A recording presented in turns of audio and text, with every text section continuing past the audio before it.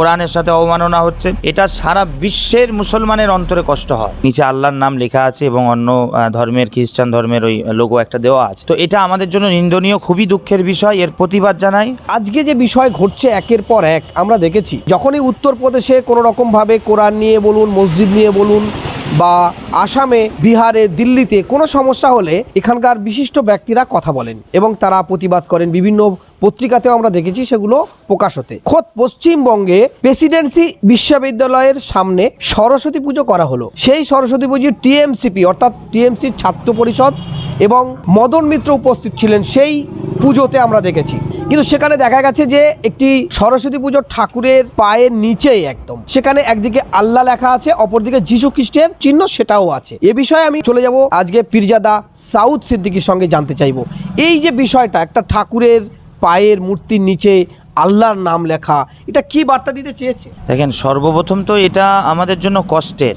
আর আপনি যে বললেন এখান থেকে বার্তা ওঠে, শুধু এখান থেকে নয়, ইসলামের উপরে যখনই হামলা আসে, মাদ্রাসার উপর, মাদ্রাসাকে শহীদ করে দেওয়া হচ্ছে, মসজিদকে শহীদ করা হচ্ছে, ভেঙে ফেলা হচ্ছে, কোরআনের সাথে অবমাননা হচ্ছে, এটা সারা বিশ্বের মুসলমানের অন্তরে কষ্ট হয়। এটা আমাদের ধর্মের বিষয়। আমরা আমার ধর্মকে, যে যার আমার অধিকার আছে, স্বাধীনতা আছে, আমার ধর্মকে ভালোবাসা, সেই হিসাবে আমি একজন ধার্মিক হিসাবে সারা বিশ্বে মানুষের কষ্ট হওয়া দরকার, মুসলমানদের বিশেষ করে। যাদের কষ্ট হবে না, আমরা জানি যে আমাদের কি শরিয়াতের আইন আছে, আমরা জানি। তো যাই হোক, দ্বিতীয়ত যেটা বললেন, আজকে যেটা আমার বাংলার জমিনে হয়েছে, আজকে প্রেসিডেন্সি ইউনিভার্সিটির, যেটা আমরা আশা করিনি, এবং প্রেসিডেন্সি ইউনিভার্সিটির আমরা একটা ভালো মেসেজ আমরা জানি যে সেখানে কোনো রকম ধর্মকে সামনে রেখে কোনো এরকম বিশৃঙ্খলা হয় না, ধর্মীয় অনুষ্ঠান পালন হয় না, বা আরও কিছু যা আছে। বলার উদ্দেশ্য হচ্ছে, সেখানে যে ব্যাপারটা হয়েছে, মন্দির একটা ওখানে করে আমি ছবিতে দেখেছি সোশ্যাল মিডিয়াতে, এবং নিচে আল্লাহর নাম লেখা আছে এবং অন্য ধর্মের খ্রিস্টান ধর্মের ওই লোগো একটা দেওয়া আছে।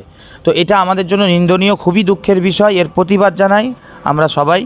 এবং ফুরফুরা দরবার শরীফের পক্ষ থেকেও আমি প্রতিবাদ এর আগেও জানিয়েছি। ওই যারা করেছে তাদেরকে আমি খুব প্রতিবাদ জানাই, এখন নিন্দনীয় কাজ এটা। বিধায়ক ছিল, কি বলবেন?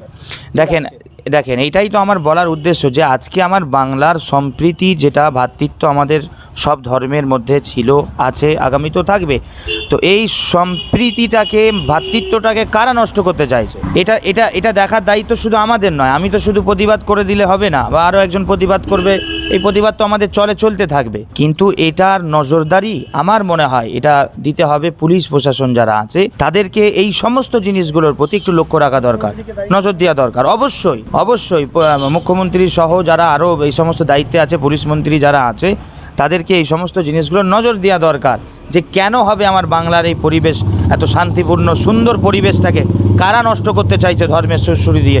দুদিন পর মুসলমানদের নাম দিয়ে, যার সাথে ইসলামের কোনো সম্পর্ক নাই, নবী পাকের, রসুল পাক সাল্লাল্লাহু আলাইহি ওয়া সাল্লাম হুজুরের সুন্নাতের সঙ্গে যার সম্পর্ক নাই, সেও একটা কোনো কাজ করে দেবে, ওম লিখে দেবে।